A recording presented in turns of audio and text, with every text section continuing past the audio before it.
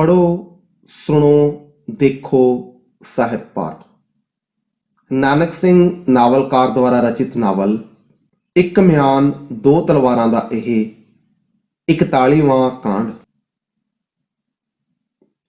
ਘਰੋਂ ਜਦ ਬਾਬਾ ਜੀ ਨਿਕਲੇ ਤਾਂ ਉਹਨਾਂ ਦਾ ਵਿਚਾਰ ਸੀ ਕਿ ਸਭ ਤੋਂ ਪਹਿਲਾਂ ਉਹ ਢੁਡਿਆਲ ਜਾਣਗੇ ਤੇ ਉੱਥੇ ਇੱਕ ਅੱਧ ਦਿਨ ਠਹਿਰ ਕੇ ਡਾਕਟਰ ਮਥੁਰਾ ਸਿੰਘ ਦੇ ਘਰ ਵਾਲਿਆਂ ਨੂੰ ਟੋਣ ਟਾਣ ਦੀ ਕੋਸ਼ਿਸ਼ ਕਰਨਗੇ। ਪਰ ਝੱਟ ਹੀ ਉਹਨਾਂ ਇਹ ਵਿਚਾਰ ਬਦਲ ਲਿਆ। ਉਹਨਾਂ ਨੂੰ ਯਾਦ ਆਇਆ ਕਿ ਜਿਹੜਾ ਉਦਨ ਖਾਨ ਸਾਹਿਬ ਨੇ ਉਹਨਾਂ ਨੂੰ ਯਕੀਨ ਦਿਵਾਇਆ ਸੀ ਕਿ ਇਸ ਕੰਮ ਲਈ ਉਹ ਹਰ ਤਰ੍ਹਾਂ ਨਾਲ ਉਹਨਾਂ ਦੀ ਮਦਦ ਕਰੇਗਾ, ਜਿਸ ਦਾ ਅਰਥ ਸੀ ਕਿ ਮੁਲਜ਼ਮ ਬਾਰੇ ਉਹ ਉਹਨਾਂ ਨੂੰ ਹਰ ਕਿਸਮ ਦੀ ਲੋੜੀਂਦੀ ਜਾਣਕਾਰੀ ਦੇਵੇਗਾ। ਇਹੋ ਸੋਚ ਕੇ ਉਹ ਢੁਡਿਆਲ ਜਾਣ ਦੀ ਬਜਾਏ ਜੇਲਮ ਜਾ ਪਹੁੰਚੇ। ਖਾਨ ਸਾਹਿਬ ਐਤਕਾ ਕਾਫੀ ਖੁਸ਼ਖਲਕੀ ਨਾਲ ਪੇਸ਼ ਆਏ। ਅਲਬੱਤਾ ਇਸ ਗੱਲ ਦਾ ਉਹਨਾਂ ਰੋਸ ਪ੍ਰਗਟ ਕੀਤਾ ਕਿ ਐਡੇ ਜ਼ਰੂਰੀ ਕੰਮ ਲਈ ਬਾਬਾ ਜੀ ਨੇ ਇਤਨੇ ਦਿਨ ਬੇਮਤਲਬ ਹੀ ਜ਼ਾਇਆ ਕਰ ਦਿੱਤੇ। ਪਰ ਇਧਰੋਂ ਜਦ ਦੱਸਿਆ ਗਿਆ ਕਿ ਘਰ ਵਿੱਚ ਇੱਕ ਐਕਸੀਡੈਂਟ ਹੋ ਜਾਣ ਕਰਕੇ ਬਾਬਾ ਜੀ ਨੂੰ ਇੰਨੇ ਦਿਨ ਰੁਕਣਾ ਪਿਆ ਸੀ ਤਾਂ ਖਾਨ ਸਾਹਿਬ ਦਾ ਸ਼ਿਕਵਾ ਦੂਰ ਹੋ ਗਿਆ। ਗੱਲਾਂ ਦਾ ਆਰੰਭ ਹੋਇਆ ਖਾਨ ਸਾਹਿਬ ਦੇ ਇਸ ਵਾਕ ਤੋਂ। ਬਿਸਤਰਾ ਛੋਟਾ ਜਿਹਾ ਲਿਆਂਦਾ ਏ ਬਾਬਾ ਜੀ। ਕਾਫੀ ਏ ਹਜ਼ੂਰ, ਬਾਬਾ ਜੀ ਨੇ ਕਿਹਾ। ਅਜੇ ਕੋਈ ਐਸੀ ਸਖਤ ਸਰਦੀ ਤਾਂ ਨਹੀਂ, ਪਰ ਜੇ ਤੁਹਾਨੂੰ ਕਿਸੇ ਸਰਦ ਮੁਲਕ ਵਿੱਚ ਜਾਣਾ ਪੈ ਗਿਆ ਫਿਰ ਕੀ ਕਰੋਗੇ? ਸਰਦ ਮੁਲਕ ਵਿੱਚ? ਉਹਨਾਂ ਹੈਰਾਨੀ ਨਾਲ ਖਾਨ ਸਾਹਿਬ ਵੱਲ ਤੱਕਿਆ। ਜਵਾਬ ਦੇਣ ਦੀ ਥਾਂ ਖਾਨ ਸਾਹਿਬ ਨੇ ਹੋਰ ਗੱਲ ਛੇੜੀ। ਉਸ ਦਿਨ ਤੁਸੀਂ ਦੱਸਿਆ ਸੀ ਨਾ ਕਿ ਕਾਬਲ 'ਚ ਤੁਹਾਡਾ ਸਿੱਖੀ ਦਾ ਫੈਲਾਅ ਹੈ। ਜੀ ਜੀ, ਬਾਬਾ ਜੀ ਦੀ ਹੈਰਾਨੀ ਹੋਰ ਵਧੀ। ਤੁਹਾਨੂੰ ਕਾਬਲ ਦਾ ਸਫ਼ਰ ਕਰਨਾ ਪਵੇਗਾ ਜੇ ਕਾਮਯਾਬੀ ਚਾਹੁੰਦੇ ਹੋ। ਕਾਬਲ ਦਾ ਜਨਾਬ? ਜੀ ਹਾਂ, ਤੁਹਾਡੀ ਅਸਾਮੀ ਅੱਜਕੱਲ ਉਧਰ ਹੀ ਕਿਆਮ ਕਰ ਰਹੀ ਹੈ। ਕੰਬਖਤ ਐਸਾ ਚਲਾਕ ਹੈ ਕਿ ਅੱਜ ਤੀਕ ਕਾਬੂ ਨਹੀਂ ਆ ਸਕਿਆ। ਹਾਲਾਂਕਿ ਕਾਬਲ ਦੀ ਹਕੂਮਤ ਨੇ ਕਾਫੀ ਕੋਸ਼ਿਸ਼ ਕੀਤੀ ਉਸ ਨੂੰ ਫੜਨ ਦੀ। ਸੋ ਮੇਰਾ ਖਿਆਲ ਹੈ ਕਿ ਤੁਸੀਂ ਜ਼ਰੂਰ ਉੱਥੇ ਜਾ ਕੇ ਉਸ ਨੂੰ ਕਾਬੂ ਕਰ ਸਕੋਗੇ। ਪਹਿਲਾਂ ਤਾਂ ਬਾਬਾ ਜੀ ਕੁਝ ਘਬਰਾਏ ਇਹ ਸੁਣ ਕੇ, ਪਰ ਛੇਤੀ ਹੀ ਕਈ ਦੂਸਰੇ ਵਿਚਾਰਾਂ ਨੇ ਉਹਨਾਂ ਦੀ ਘਬਰਾਹਟ ਦੂਰ ਕਰ ਦਿੱਤੀ। ਪਹਿਲਾਂ ਕਦੇ ਗਏ ਹੋ ਤੁਸੀਂ ਕਾਬਲ? ਖਾਨ ਸਾਹਿਬ ਨੇ ਪੁੱਛਿਆ। ਜੀ ਵੈਸੇ ਤਾਂ ਇੱਕ ਵਾਰੀ ਛੱਡ ਕੇ 2 ਵਾਰੀ ਹੋ ਆਇਆ ਹਾਂ, ਪਰ ਬੜੀ ਮੁੱਦਤ ਹੋ ਗਈ ਇਸ ਗੱਲ ਨੂੰ। ਉਦੋਂ ਮੇਰੀ ਉਮਰ 18-20 ਸਾਲ ਦੀ ਸੀ ਜਦੋਂ ਆਪਣੇ ਵਾਲਦ ਸਾਹਿਬ ਨਾਲ ਗਿਆ ਸਾਂ।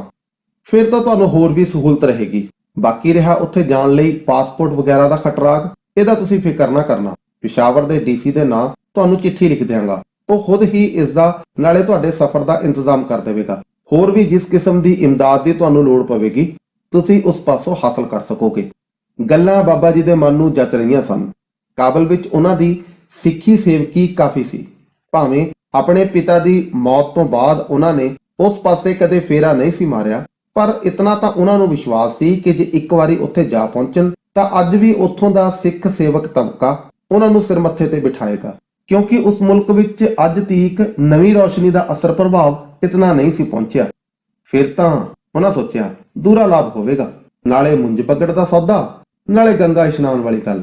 ਕੀ ਪਤਾ ਉੱਥੋਂ ਦੇ ਸਿੱਖ ਸੇਵਕਾਂ ਦੀ ਮਦਦ ਨਾਲ ਹੀ ਮੈਂ ਮਥੁਰਾ ਸਿੰਘ ਨੂੰ ਫੜਨ ਵਿੱਚ ਕਾਮਯਾਬ ਹੋ ਜਾਵਾਂ। ਨਾਲੇ ਉਹ ਲੋਕ ਐਡੇ ਗਏ ਗੁਜ਼ਰੇ ਵੀ ਤਾਂ ਨਹੀਂ ਹੋਣਗੇ ਕਿ ਇਤਨੀ ਮੁੱਦਤ ਬਾਅਦ ਆਏ ਆਪਣੇ ਸਤਿਗੁਰਾਂ ਦੀ ਪੂਜਾ ਭੇਟ ਕਰਨ ਵੱਲੋਂ ਵਿਸਲੇ ਰਹਿਣ। ਕਿਹੜੀ ਵੱਡੀ ਗੱਲ ਹੈ ਜੇ 1000-2000 ਦੀ ਰਕਮ ਵੀ ਪੱਲੇ ਬੰਨ ਕੇ ਮੁੜਾਂ। ਫਿਰ ਤਾਂ ਆਉਂਦਿਆਂ ਹੀ ਮਕਾਨ ਛੁੱਟ ਜਾਏਗਾ ਤੇ ਨਾਲੇ 4 ਦਿਨ ਆਰਾਮ ਨਾਲ ਬੈਠ ਕੇ ਖਾਣ ਜੋਗਾ ਆਸਰਾ ਵੀ ਹੋ ਜਾਏਗਾ। ਤੇ ਜੇ ਕਦੀ ਦੂਸਰਾ ਕਾਰਜ ਵੀ ਫਤਿਹ ਹੋ ਜਾਵੇ ਬਾਗੀ ਨੂੰ ਫੜਨ ਵਾਲਾ, ਫਿਰ ਤਾਂ ਸਭੇ ਕੰਮ ਰਾਹ ਸਮਝੋ। ਮੁੰਡਾ ਜੇ ਭੈੜੀ ਸੰਗਤ ਵਿੱਚ ਪੈ ਕੇ ਝੱਖ ਮਾਰ ਹੀ ਬੈਠਾ ਹੈ ਤਾਂ ਕੀ ਹੋਇਆ? ਹੈ ਤਾਂ ਆਖਰ ਇਕਲੌਤਾ ਪੁੱਤਰ। ਪਿਛਲਾ ਧੋਣਾ ਉਸਦਾ ਧੋਤਾ ਜਾਏਗਾ। ਅੱਗੋਂ ਸਮਝਾ ਬੁਝਾ ਕੇ ਸਿੱਧੇ ਰਾਹੇ ਪਾ ਲਵਾਂਗਾ ਉਸਨੂੰ ਢੂੰਡ ਭਾਲ ਕੇ। ਨਾਲੇ ਆਪਣੇ ਉਹਨਾਂ ਕੁਲਗਤਿਆਂ ਦੀ ਆਕਬਤ ਤਾਂ ਉਹ ਵੇਖ ਹੀ ਚੁੱਕਾ ਹੋਵੇਗਾ ਜਿਨ੍ਹਾਂ ਦਾ ਬੀਜ ਨਾਸ ਹੋਣ ਵਿੱਚ ਥੋੜੀ ਹੀ ਕਸਰ ਰਹਿ ਗਈ ਹੈ। ਬਾਕੀ ਰਹੀ ਕੁੜੀ ਦੀ ਗੱਲ, ਉਸਨੂੰ ਕਾਫੀ ਨਸੀਹਤ ਆ ਚੁੱਕੀ ਹੋਵੇਗੀ ਆਪਣੀ ਹਿਮਾਕਤ ਦੀ। ਕੁਦਰਤ ਜੋ ਕਰ ਰਹੀ ਹੈ ਮੇਰੇ ਹੱਕ ਵਿੱਚ ਹੀ ਕਰ ਰਹੀ ਹੈ। ਬਾਬਾ ਜੀ ਨੇ ਖਾਨ ਸਾਹਿਬ ਨੂੰ ਹਰ ਤਰ੍ਹਾਂ ਦਾ ਵਿਸ਼ਵਾਸ ਦਿਵਾ ਦਿੱਤਾ ਕਿ ਉਹ ਕਾਬਲ ਜਾਣ ਨੂੰ ਤਿਆਰ ਨੇ। ਕੋਈ ਵਜ੍ਹਾ ਨਹੀਂ ਕਿ ਉਹ ਇਸ ਮੁਹਿੰਮ ਨੂੰ ਸਰ ਕਰਕੇ ਨਾ ਮੁੜਨ। ਇਸ ਤੋਂ ਬਾਅਦ ਖਾਨ ਸਾਹਿਬ ਨੇ ਪੂਰੀ ਖਲੂਸ ਦਿਲੀ ਨਾਲ ਉਹਨਾਂ ਲਈ ਸਾਰਾ ਕੁਝ ਕਰ ਦਿੱਤਾ ਜਿੰਨਾ ਕੁ ਉਹ ਕਰ ਸਕਦੇ ਸਨ। ਚਿੱਠੀ ਦੇਣ ਤੋਂ ਛੁੱਟ ਡਾਕਟਰ ਮਥੁਰਾ ਸਿੰਘ ਦੇ ਫੋਟੋ, ਨਾਲੇ ਉਸ ਬਾਰੇ ਹੋਰ ਵੀ ਕਈ ਕਿਸਮ ਦੀ ਜਾਣਕਾਰੀ ਉਹਨਾਂ ਦਿੱਤੀ ਜਿਹੜੀ ਅੱਗੇ ਜਾ ਕੇ ਬਾਬਾ ਜੀ ਲਈ ਮਦਦਗਾਰ ਹੋ ਸਕਦੀ ਸੀ। ਉਹਨਾਂ ਬਾਬਾ ਜੀ ਨੂੰ ਤਾਕੀਦ ਕਰ ਦਿੱਤੀ ਕਿ ਉੱਥੇ ਜਾ ਕੇ ਇਹ ਸਾਰਾ ਕੰਮ ਉਹਨਾਂ ਨੂੰ ਬੜੇ ਗੁਪਤ ਢੰਗ ਨਾਲ ਕਰਨਾ ਹੋਵੇਗਾ, ਅਰਥਾਤ ਉੱਥੋਂ ਦੀ ਲੋਕਲ ਪੁਲਿਸ ਨੂੰ ਪਹਿਲਾਂ ਬਿਲਕੁਲ ਨਾ ਪਤਾ ਲੱਗੇ ਕਿ ਪੰਜਾਬ ਤੋਂ ਕੋਈ ਆਦਮੀ ਕਿਸੇ ਬਾਗੀ ਦੀ ਸੂਹ ਕੱਢਣ ਲਈ ਭੇਜਿਆ ਗਿਆ ਹੈ। ਇਸ ਦੀ ਵਜ੍ਹਾ ਖਾਨ ਸਾਹਿਬ ਨੇ ਇਹ ਦੱਸੀ ਕਿ ਇੰਟਰਨੈਸ਼ਨਲ ਕਾਨੂੰਨ ਅਨੁਸਾਰ ਕਿਸੇ ਦੇਸ਼ ਦੇ ਬਾਕੀ ਨੂੰ ਉਸੇ ਦੇਸ਼ ਦੀ ਪੁਲਿਸ ਰਾਹੀਂ ਫੜਿਆ ਜਾ ਸਕਦਾ ਹੈ ਜਿਸ ਮੁਲਕ ਵਿੱਚ ਬਾਕੀ ਜਾ ਕੇ ਲੁਕਿਆ ਹੋਵੇ।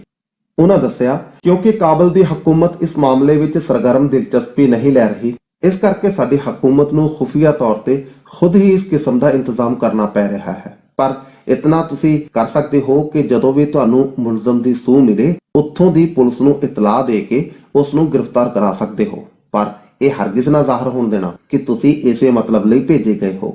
ਵਾਰਤਾਲਾਪ ਦੇ ਛੇਕੜ ਵਿੱਚ ਦਬੇ ਸ਼ਬਦੀ ਖਾਨ ਸਾਹਿਬ ਨੇ ਪੈਸੇ ਟਕੇ ਦੀ ਲੋੜ ਬਾਰੇ ਵੀ ਪੁੱਛਿਆ, ਪਰ ਬਾਬਾ ਜੀ ਨੇ ਇਸ ਨੂੰ ਧੰਨਵਾਦ ਨਾਲ ਅਸਵੀਕਾਰ ਕਰ ਦਿੱਤਾ। ਇੱਕ ਤਾਂ ਉਹਨਾਂ ਨੇ ਖਾਨ ਸਾਹਿਬ ਦੇ ਰੁਖ ਤੋਂ ਹੀ ਭਾਂਪ ਲਿਆ ਸੀ ਕਿ ਪੈਸਿਆਂ ਬਾਰੇ ਉਹਨਾਂ ਨੂੰ ਐਵੇਂ ਫੋਕੀ ਸਲਾਹ ਮਾਰੀ ਗਈ ਸੀ। ਦੂਜਾ, ਇਸ ਵੇਲੇ ਪੈਸੇ ਉਹਨਾਂ ਪਾਸ ਕਾਫੀ ਸਨ। ਮਕਾਨ ਉੱਤੇ ਲਏ 1000 ਰੁਪਏ ਵਿੱਚੋਂ ਉਹ 200 ਤਾਂ ਘਰ ਦੇ ਖਰਚ ਲਈ ਇੱਕ ਥਾਵੇਂ ਜਿੱਥੇ ਪੈਸਾ ਰੱਖਿਆ ਕਰਦੇ ਸਨ ਤੇ ਜਿਸ ਥਾਂ ਦਾ ਬੀਰੀ ਨੂੰ ਪਤਾ ਸੀ ਰੱਖ ਆਏ ਸਨ। 500 ਉਹਨਾਂ ਨੇ ਵੱਖਰਾ ਇੱਕ ਹੋਰ ਥਾਂ ਰੱਖ ਦਿੱਤਾ ਸੀ ਤੇ ਬਾਕੀ ਬਚੀ ਰਕਮ ਨਾਲ ਲੈ ਆਏ ਸਨ ਜੋ ਉਹਨਾਂ ਦੇ ਸਫ਼ਰ ਖਰਚ ਲਈ ਕਾਫੀ ਸੀ। ਨਾਲੇ ਹੁਣ ਤਾਂ ਉਹਨਾਂ ਨੇ ਜਾਣਾ ਸੀ ਆਪਣੇ ਪੁਰਾਣੇ ਸਿੱਖ ਸੇਵਕਾਂ ਪਾਸ, ਜਿੱਥੇ ਜਾ ਕੇ ਉਹਨਾਂ ਨੂੰ ਪੈਸੇ ਦੀ ਕਮੀ ਨਹੀਂ ਰਹਿ ਜਾਏਗੀ। ਫਿਰ ਕਿਉਂ ਖਾਨ ਸਾਹਿਬ ਦੇ ਅਹਿਸਾਨਮੰਦ ਹੁੰਦੇ? ਬਿਸਤਰਾ ਸੱਚ ਹੀ ਉਹਨਾਂ ਪਾਸ ਹਲਕਾ ਸੀ। ਪਹਿਲਾਂ ਤਾਂ ਉਹਨਾਂ ਦੀ ਸਲਾਹ ਹੋਈ ਕਿ ਘਰ ਜਾ ਕੇ ਭਾਰਾ ਬਿਸਤਰਾ ਲੈ ਆਉਣ, ਨਾਲੇ ਘਰਦਿਆਂ ਨੂੰ ਆਪਣੇ ਲੰਮੇ ਸਫ਼ਰ ਬਾਰੇ ਵੀ ਦੱਸ ਆਉਣ, ਪਰ ਦਿਲ ਉਹਨਾਂ ਦਾ ਨਹੀਂ ਮੰਨਿਆ। ਕੀ ਪਤਾ ਘਰ ਜਾ ਕੇ ਕੋਈ ਹੋਰ ਵਿਘਨ ਪੈ ਜਾਵੇ ਜਿਸ ਨਾਲ ਉਹਨਾਂ ਦਾ ਜਾਣਾ ਹੋਰ ਪਛੜ ਜਾਵੇ, ਜਦੋਂ ਕਿ ਪਹਿਲਾਂ ਹੀ ਉਹ ਕਾਫੀ ਪਛੜ ਚੁੱਕੇ ਹਨ। ਛੇਕੜ ਉਹਨਾਂ ਸੋਚਿਆ, ਇਸ ਦੀ ਕੀ ਲੋੜ ਹੈ? ਕਾਬਲ ਜਾ ਕੇ ਹੀ ਭਾਰੇ ਬਿਸਤਰੇ ਦੀ ਲੋੜ ਹੋਵੇਗੀ ਤੇ ਉੱਥੇ ਐਨੇ ਸਿੱਖਾਂ ਸ਼ਰਧਾਲੂਆਂ ਦੇ ਹੁੰਦਿਆਂ ਉਹਨਾਂ ਨੂੰ ਬਿਸਤਰਿਆਂ ਦੀ ਕੀ ਘਾਟ ਹੋਵੇਗੀ। ਲੱਗਦੇ ਹੱਥ ਉਹਨਾਂ ਇਹ ਵੀ ਕਰ ਲਿਆ ਕਿ ਜਿੰਨੇ ਵੀ ਥੋੜੇ ਬਹੁਤੇ ਕਾਬਲੀ ਸਿੱਖ ਸੇਵਕਾਂ ਦੇ ਨਾਂ ਪਤੇ ਉਹਨਾਂ ਨੂੰ ਯਾਦ ਸਨ, ਇੱਕ ਇੱਕ ਚਿੱਠੀ ਉਹਨਾਂ ਨੇ ਸਭਨਾਂ ਨੂੰ ਲਿਖ ਕੇ ਪਾ ਦਿੱਤੀ ਤਾਂ ਜੋ ਕਾਬਲ ਪਹੁੰਚਦਿਆਂ ਤੀਕ ਮੈਦਾਨ ਤਿਆਰ ਮਿਲੇ। ਖਾਨ ਸਾਹਿਬ ਪਾਸੋਂ ਸਭੇ ਗੱਲਾਂ ਸਮਝ ਕੇ ਹਰ ਤਰ੍ਹਾਂ ਦੀ ਜਾਣਕਾਰੀ ਪ੍ਰਾਪਤ ਕਰਨ ਤੋਂ ਬਾਅਦ ਉਹ ਉੱਥੋਂ ਮੁੜੇ। ਰਾਤੀ 9:15 ਵਜੇ ਫਰੰਟੀਅਰ ਮੇਲ ਤੇ ਸਵਾਰ ਹੋਏ ਤੇ ਉਸ ਤੋਂ ਅਗਲੇ ਦਿਨ ਉਹਨਾਂ ਨੇ ਆਪਣੇ ਆਪ ਨੂੰ ਪਿਸ਼ਾਵਰ ਵਿੱਚ ਵੇਖਿਆ। 42ਵਾਂ ਕਾਂਡ। ਸਰਕਾਰੀ ਪ੍ਰਵਾਨਿਆਂ ਦੀ ਮਦਦ ਨਾਲ ਕਿਹੜਾ ਕੰਮ ਹੈ ਜਿਹੜਾ ਨਹੀਂ ਹੋ ਸਕਦਾ? ਫਿਰ ਪ੍ਰਵਾਨਾ ਵੀ ਤਾਂ ਕਿਸੇ ਮਾੜੇ ਮੋਟੇ ਦਾ ਨਹੀਂ, ਡਿਪਟੀ ਕਮਿਸ਼ਨਰ ਦਾ ਸੀ। ਤੇ ਇਦੋਂ ਵੀ ਵੱਧ ਕਿ ਬਾਬਾ ਜੀ ਜਿਸ ਕੰਮ ਲਈ ਜਾ ਰਹੇ ਸਨ, ਇਹ ਸੀ ਹਕੂਮਤ ਦੀ ਬਹੁਤ ਵੱਡੀ ਸੇਵਾ। ਨਤੀਜੇ ਦੇ ਤੌਰ ਤੇ ਇਸ ਪ੍ਰਵਾਨੇ ਨੇ ਬਾਬਾ ਜੀ ਲਈ ਉਹੀ ਕੰਮ ਕੀਤਾ ਕਿ ਹੁਕਮ ਨਿਸ਼ਾਨੀ ਬਹਿਸ਼ਤ ਕੀ, ਜੋ ਮੰਗੇ ਸੋ ਦੇ। ਪਿਸ਼ਾਵਰ ਦੇ ਡੀਸੀ ਨੇ ਜਾਂਦਿਆਂ ਹੀ ਉਹਨਾਂ ਨੂੰ ਸਿਰ ਤੇ ਚੁੱਕ ਲਿਆ, ਬਜਾਏ ਇਸ ਦੇ ਕਿ ਬਾਬਾ ਜੀ ਨੂੰ ਕਿਸੇ ਕੜੇ ਕਾਫਲੇ ਨਾਲ ਭੇਜਿਆ ਜਾਂਦਾ ਜਿਸ ਵਿੱਚ ਉਹਨਾਂ ਨੂੰ ਊਠ ਦੀ ਦੁਖਦਾਈ ਸਵਾਰੀ ਕਰਨੀ ਪੈਂਦੀ। ਉਹਨਾਂ ਲਈ ਸਪੈਸ਼ਲ ਮੋਟਰ ਦਾ ਪ੍ਰਬੰਧ ਕੀਤਾ ਗਿਆ। 2 ਕੁ ਦਿਨ ਪਿਸ਼ਾਵਰ ਰੁਕਣ ਤੋਂ ਬਾਅਦ ਉਹ ਸਵੇਰੇ 8 ਵਜੇ ਸਰਕਾਰੀ ਮੋਟਰ ਕਾਰ ਤੇ ਸਵਾਰ ਹੋਏ ਤੇ ਸ਼ਾਮੀ 8 ਵਜੇ ਲਗਭਗ ਕਾਬਲ ਜਾ ਪਹੁੰਚੇ। ਮੋਟਰ ਨੇ 8 ਦਿਨਾਂ ਦੀ ਬਜਾਏ ਕੇਵਲ 12 ਘੰਟਿਆਂ ਵਿੱਚ ਉਹਨਾਂ ਨੂੰ ਕਾਬਲ ਪਹੁੰਚਾ ਦਿੱਤਾ। ਉੱਥੇ ਪਹੁੰਚ ਕੇ ਬਾਬਾ ਜੀ ਨੂੰ ਇਉਂ ਭਾਸਣ ਲੱਗਾ ਜਿਵੇਂ ਸ਼ਾਹ ਬਹਿਰਾਮ ਨੂੰ ਕਿਸੇ ਕਾਲੇ ਦਿਓ ਨੇ ਮੋਢੇ ਤੇ ਬਿਠਾਲ ਕੇ ਪਲਚਲ ਵਿੱਚ ਕਾਬਲ ਲਿਜਾ ਸੁੱਟਿਆ ਹੋਵੇ, ਕਿੱਥੇ ਪੰਜਾਬ ਤੇ ਕਿੱਥੇ ਅਫਗਾਨਿਸਤਾਨ। ਸ਼ਹਿਰ ਉਹਨਾਂ ਦਾ ਭਾਵੇਂ ਦੇਖਿਆ ਭਾਲਿਆ ਸੀ, ਪਰ ਇਤਨੇ ਸਾਲਾਂ ਨੇ ਉੱਥੇ ਕਾਫੀ ਉਲਟ-ਫੇਰ ਕਰ ਦਿੱਤਾ ਸੀ। ਫਿਰ ਵੀ ਬਾਬਾ ਜੀ ਨੂੰ ਆਪਣੇ ਕੁਝ ਸਿੱਖ ਸੇਵਕਾਂ ਦੇ ਮਹੱਲਿਆਂ ਦਾ ਚੇਤਾ ਸੀ ਤੇ ਕਾਬਲ ਪਹੁੰਚ ਕੇ ਉਹ ਉਹਨਾਂ ਵਿੱਚੋਂ ਇੱਕ ਦੇ ਘਰ ਜਾ ਪਹੁੰਚੇ। ਉਹਨਾਂ ਨੂੰ ਤੱਕਦਿਆਂ ਤੇ ਤੱਕ ਕੇ ਪਛਾਣਦਿਆਂ ਹੀ ਸਾਰੇ ਪਰਿਵਾਰ ਨੂੰ ਲਾਲੀਆਂ ਚੜ੍ਹ ਗਈਆਂ। ਹਰ ਪਾਸੇ ਸਾਹਿਬ ਆ ਗਏ, ਸਾਹਿਬ ਆ ਗਏ ਦੀਆਂ ਆਵਾਜ਼ਾਂ ਗੂੰਜਣ ਲੱਗ ਪਈਆਂ। ਵੇਖਦਿਆਂ ਹੀ ਵੇਖਦਿਆਂ ਸਿੱਖਾਂ ਸੇਵਕਾਂ ਦਾ ਭਰਪੂਰ ਝੁਰਮਟ ਉਹਨਾਂ ਦੁਆਲੇ ਜੁੜ ਗਿਆ। ਕੁਝ ਤਾਂ ਚਿੱਠੀਆਂ ਦੀ ਪਹੁੰਚ ਨੇ ਤੇ ਕੁਝ ਆਪਣੇ ਪੂਜਨੀਕ ਚੋਗੇ ਨੇ ਇਸ ਕੰਮ ਵਿੱਚ ਉਹਨਾਂ ਦੀ ਸਹਾਇਤਾ ਕੀਤੀ। ਮਕਾਨ ਦੇ ਇੱਕ ਸਜੇ ਹੋਏ ਦੁਮੰਜ਼ਲੇ ਵਿੱਚ ਬਾਬਾ ਜੀ ਦਾ ਉਤਾਰਾ ਕਰਾਇਆ ਗਿਆ।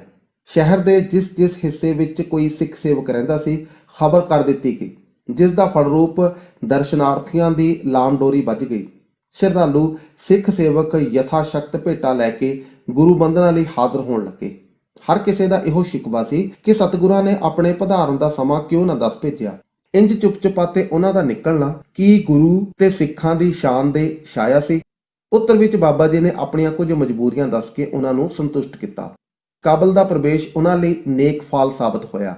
ਸਿੱਖ ਸੇਵਕਾਂ ਵੱਲੋਂ ਜਿੰਨੀ ਮਾਣ ਤੇ ਪ੍ਰਤਿਸ਼ਠਾ ਉਹਨਾਂ ਦੀ ਕੀਤੀ ਗਈ, ਇੰਨੀ ਵੀ ਉਹ ਆਸ ਨਹੀਂ ਸਨ ਰੱਖਦੇ। ਉਹਨਾਂ ਦਾ ਖਿਆਲ ਸੀ ਕਿ ਆਪਣੇ ਦੇਸ਼ ਵਾਂਗ ਇੱਥੇ ਦੇ ਲੋਕ ਵੀ ਨਵੀਂ ਰੋਸ਼ਨੀ ਦਾ ਸ਼ਿਕਾਰ ਹੋ ਕੇ ਆਪਣੇ ਗੁਰੂਆਂ ਪੀਰਾਂ ਨੂੰ ਭੁੱਲ ਗਏ ਹੋਣਗੇ। ਪਰ ਨਵੀਂ ਰੋਸ਼ਨੀ ਦਾ ਇਸ ਧਰਤੀ ਉੱਤੇ ਅਜੇ ਆਗਾਜ਼ ਨਹੀਂ ਸੀ ਹੋਇਆ, ਜਿਸ ਕਰਕੇ ਲੋਕਾਂ ਦੀ ਜ਼ਿਹਨੀਅਤ ਵਿੱਚ ਕੋਈ ਬਹੁਤਾ ਫਰਕ ਨਹੀਂ ਸੀ ਆਇਆ।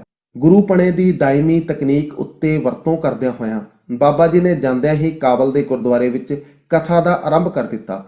ਇੱਕ ਉੱਚੇ ਦਰਜੇ ਦੇ ਕਥਾਵਾਚਕ ਹੋਣ ਕਰਕੇ ਇਸ ਢੰਗ ਨੇ ਉਹਨਾਂ ਦੀ ਪ੍ਰਤਿਸ਼ਠਾ ਵਿੱਚ ਹੋਰ ਵਾਧਾ ਕਰ ਦਿੱਤਾ। ਪਰ ਬਾਬਾ ਜੀ ਇਸ ਧਰਤੀ ਉੱਤੇ ਨਿਰੀ ਪ੍ਰਤਿਸ਼ਠਾ ਜਾਂ ਭੇਟਾ ਵਸੂਲ ਕਰਨ ਲਈ ਨਹੀਂ ਸਨ ਆਏ। ਇਹ ਤਾਂ ਉਹਨਾਂ ਦੇ ਅਸਲ ਸੌਦੇ ਦਾ ਝੁੰਗਾ ਮਾਤਰ ਸੀ ਜੋ ਉਹਨਾਂ ਨੂੰ ਪ੍ਰਾਪਤ ਹੋਣਾ ਸੀ। ਸੋ ਜਲਦੀ ਹੀ ਅੰਦਰ ਖਾਨੇ ਆਪਣੇ ਕੰਮ ਵਿੱਚ ਰੁੱਝ ਗਏ। ਅਫਗਾਨਿਸਤਾਨ ਭਾਵੇਂ ਇੱਕ ਆਜ਼ਾਦ ਮੁਲਕ ਸੀ, ਪਰ ਹੈ ਸੀ ਅੰਗਰੇਜ਼ੀ ਹਕੂਮਤ ਦਾ ਤਲਹੇਟੂ। ਇੱਕ ਤਾਂ ਅੰਗਰੇਜ਼ੀ ਇਲਾਕੇ ਵਿੱਚੋਂ ਫਲ ਮੇਵੇ ਦੀ ਵਿਕਰੀ ਨਾਲ ਇਸ ਦੇਸ਼ ਨੂੰ ਲੱਖਾਂ ਰੁਪਏ ਦੀ ਆਮਦਨ ਸੀ। ਦੂਜਾ, ਜਮਰੌਦ ਤੋਂ ਲੈ ਕੇ ਕਾਬਲ ਦੀਆਂ ਸਰਹੱਦਾਂ ਨਾਲ ਮਿਲਦਾ ਸਾਰਾ ਕਬਾਇਲੀ ਇਲਾਕਾ ਉਸ ਵੇਲੇ ਅੰਗਰੇਜ਼ਾਂ ਦਾ ਪਾਣੀਹਾਰ ਬਣਿਆ ਹੋਇਆ ਹੋਣ ਕਰਕੇ ਇੱਥੋਂ ਦੀ ਹਕੂਮਤ ਅੰਗਰੇਜ਼ਾਂ ਦੇ ਵਿਰੁੱਧ ਕੰਨ ਨਹੀਂ ਸੀ ਹਿਲਾ ਸਕਦੀ। ਅਫਗਾਨਿਸਤਾਨ ਦੀ ਹਕੂਮਤ ਭਾਵੇਂ ਅੰਗਰੇਜ਼ਾਂ ਦੇ ਥੱਲੇ ਲੱਗੀ ਰਹਿੰਦੀ ਸੀ, ਪਰ ਦਿਲੋਂ ਉਹ ਲੋਕ ਅੰਗਰੇਜ਼ਾਂ ਨੂੰ ਪਸੰਦ ਨਹੀਂ ਸਨ ਕਰਦੇ। ਇਸ ਨਾਪਸੰਦਗੀ ਦਾ ਕਾਰਨ ਸੀ ਦੂਸਰੇ ਇਲਾਮੀ ਮੁਲਕਾਂ ਨਾਲ ਜੰਗ ਦੇ ਦੌਰਾਨ ਵਿੱਚ ਅੰਗਰੇਜ਼ਾਂ ਦਾ ਦੁਸ਼ਮਣਾਣਾ ਰਵੱਈਆ। ਉਧਰ ਜਦੋਂ ਵੀ ਅੰਗਰੇਜ਼ੀ ਹਕੂਮਤ ਨੂੰ ਪਤਾ ਲੱਗਾ ਕਿ ਗਦਰ ਦੀ ਮੁਹਿੰਮ ਫੇਲ ਹੋਣ ਤੋਂ ਬਾਅਦ ਬਹੁਤ ਸਾਰੇ ਇਨਕਲਾਬੀ ਕਾਬਲ ਵੱਲ ਨੂੰ ਜਾਣ ਲੱਗ ਪਏ ਨੇ, ਤਾਂ ਉਸਨੇ ਅਫਗਾਨੀ ਰਾਜ ਦੀ ਮਦਦ ਤਲਬ ਕੀਤੀ ਕਿ ਜਿਹੜਾ ਵੀ ਗਦਰੀ ਉਹਨਾਂ ਦੀ ਸਰਹੱਦ ਵਿੱਚ ਦਾਖਲ ਹੋਵੇ ਫੜ ਕੇ ਉਹਨਾਂ ਦੇ ਹਵਾਲੇ ਕੀਤਾ ਜਾਵੇ। ਕਾਬਲ ਦਾ ਬਾਦਸ਼ਾਹ ਦਿਲੋਂ ਅੰਗਰੇਜ਼ਾਂ ਨੂੰ ਸਖਤ ਨਫ਼ਰਤ ਕਰਦਾ ਹੋਇਆ ਵੀ ਉਹਨਾਂ ਦੀ ਮਦਦ ਲਈ ਮਜਬੂਰ ਸੀ ਤੇ ਯਥਾ ਰਾਜਾ ਤਥਾ ਪ੍ਰਜਾ ਕਹਾਵਤ ਅਨੁਸਾਰ ਉਸ ਦੇ ਕਈਆਂ ਅਹਿਲਕਾਰਾਂ ਦੀ ਐਸੀ ਹੀ ਧਾਰਨਾ ਸੀ। ਪਰ ਇਸ ਦਾ ਇਹ ਮਤਲਬ ਨਹੀਂ ਸੀ ਕਿ ਕੋਈ ਵੀ ਕਿਰਿਆ ਅੰਗਰੇਜ਼ੀ ਹਕੂਮਤ ਦੇ ਉਲਟ ਕੀਤੀ ਜਾਂਦੀ। ਗੋਇਆ ਉਹ ਲੋਕ ਜੇ ਅੰਗਰੇਜ਼ਾਂ ਦੀ ਮਦਦ ਕਰਦੇ ਸਨ ਤਾਂ ਦੋਸਤਾਨਾ ਤੌਰ ਤੇ ਨਹੀਂ, ਬਲਕਿ ਇੱਕ ਜ਼ੋਰਾਵਰ ਗਵਾਂਢੀ ਸਮਝ ਕੇ, ਜਿਸ ਪਾਸੋਂ ਉਹਨਾਂ ਨੂੰ ਡਰ ਸੀ ਤੇ ਮਦਦ ਦੀ ਆਸ਼ਾ ਵੀ। ਵਿਰੋਧੀ ਜਜ਼ਬੇ ਦੀ ਭਾਵੇਂ ਪੇਸ਼ ਕੋਈ ਨਹੀਂ ਸੀ ਜਾਂਦੀ, ਪਰ ਉਹਨਾਂ ਲੋਕਾਂ ਦਾ ਰਵੱਈਆ ਕੁਝ ਐਸਾ ਬਣ ਗਿਆ ਸੀ ਕਿ ਜਦੋਂ ਵੀ ਅੰਗਰੇਜ਼ੀ ਹਕੂਮਤ ਵੱਲੋਂ ਉਹਨਾਂ ਨੂੰ ਕੋਈ ਇਤਲਾਹ ਆਉਂਦੀ ਤਾਂ ਉਹ ਇਸ ਵਿੱਚ ਕੋਈ ਖਾਸ ਸਰਗਰਮੀ ਦਿਖਾਉਣ ਦੀ ਕੋਸ਼ਿਸ਼ ਨਹੀਂ ਸਨ ਕਰਦੇ, ਨਾ ਹੀ ਉੱਕਾ ਫਰਾਮੋਸ਼ ਕਰਦੇ। ਮਾੜੀ ਮੋਟੀ ਕੋਸ਼ਿਸ਼ ਨਾਲ ਤਾਂ ਕਦੇ ਨਾ ਕਦੇ ਕੋਈ ਬਾਗੀ ਫੜ ਕੇ ਉੱਥੋਂ ਦੇ ਅੰਗਰੇਜ਼ ਦੇ ਹਵਾਲੇ ਵੀ ਕਰ ਦਿੰਦੇ ਸਨ। ਪਰ ਕੁਝ ਮਹੀਨੇ ਪਹਿਲਾਂ ਜਦੋਂ 1.5 ਦਰਜਨ ਫੌਜੀ ਗੱਭਰੂਆਂ ਨੂੰ, ਜਿਹੜੇ ਲਗਭਗ ਸਾਰੇ ਹੀ ਮੁਸਲਮਾਨ ਸਨ, ਫੜ ਕੇ ਉੱਥੋਂ ਦੀ ਪੁਲਿਸ ਨੇ ਅੰਗਰੇਜ਼ਾਂ ਦੇ ਹਵਾਲੇ ਕੀਤਾ ਸੀ, ਉਦੋਂ ਤੋਂ ਆਮ ਲੋਕਾਂ ਦੇ ਦਿਲਾਂ ਵਿੱਚ ਇਸ ਕੰਮ ਲਈ ਗਿਲਾਨੀ ਜਹੀ ਪੈਦਾ ਹੋਣ ਲੱਗ ਪਈ ਸੀ। ਸ਼ਾਇਦ ਇਹੀ ਵਜ੍ਹਾ ਸੀ ਕਿ ਇਸ ਗ੍ਰਿਫਤਾਰੀ ਤੋਂ ਬਾਅਦ ਕਾਬਲ ਦੀ ਹਕੂਮਤ ਨੇ ਪਿਛਲੇ 6 ਮਹੀਨਿਆਂ ਵਿੱਚ 4-5 ਤੋਂ ਵੱਧ ਬਾਗੀ ਨਹੀਂ ਸਨ ਫੜੇ। ਹਾਲਾਂਕਿ ਹੁਣ ਤੀਕ ਦਰਜਨਾ ਇਨਕਲਾਬੀ ਕਾਬਲ ਵਿੱਚ ਜਾਂ ਕਾਬਲ ਦੇ ਰਸਤੇ ਅਗਾਂਹ ਰੂਸ ਆਦਿ ਦੇਸ਼ਾਂ ਵੱਲ ਜਾ ਚੁੱਕੇ ਸਨ।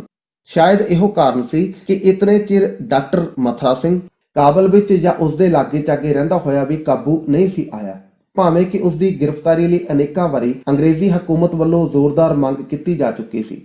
ਸ਼ਾਇਦ ਇਹੋ ਵਜ੍ਹਾ ਸੀ ਕਿ ਡਾਕਟਰ ਮਥੁਰਾ ਸਿੰਘ ਦੇ ਜ਼ਿਲ੍ਹੇ ਦੇ ਡੀਸੀ ਨੂੰ ਉਚੇਚੇ ਤੌਰ ਤੇ ਪੰਜਾਬ ਵੱਲੋਂ ਇਹ ਕੰਮ ਸੌਂਪਿਆ ਗਿਆ। ਜਿੰਨੇ ਕੁ ਸਿੱਖ ਸੇਵਕਾਂ ਦੀ ਆਮਦ ਰਫਤ ਹੁੰਦੀ, ਬਾਬਾ ਜੀ ਕਿਸੇ ਨਾ ਕਿਸੇ ਢੰਗ ਨਾਲ ਆਪਣੇ ਮਤਲਬ ਦੀ ਕੋਈ ਨਾ ਕੋਈ ਗੱਲ ਛੇੜ ਕੇ ਉਹਨਾਂ ਦਾ ਰੁਖ ਰਵੱਈਆ ਜਾਣਨ ਦੀ ਕੋਸ਼ਿਸ਼ ਕਰਦੇ ਰਹਿੰਦੇ ਸਨ। ਇਸ ਤੋਂ ਛੁੱਟ ਹੋਰ ਵੀ ਜਿਸ ਢੰਗ ਨਾਲ ਬਣ ਆਉਂਦਾ, ਅੰਦਰੇ ਅੰਦਰ ਲੱਗੇ ਰਹਿੰਦੇ ਇਸ ਕੰਮ ਦੇ ਮਗਰ। ਪਰ ਕਈ ਹਫ਼ਤੇ ਬੀਤ ਜਾਣ ਤੇ ਵੀ ਉਹਨਾਂ ਨੂੰ ਕਾਮਯਾਬੀ ਦਾ ਕੋਈ ਚਿੰਨ੍ਹ ਦਿਖਾਈ ਨਾ ਦਿੱਤਾ।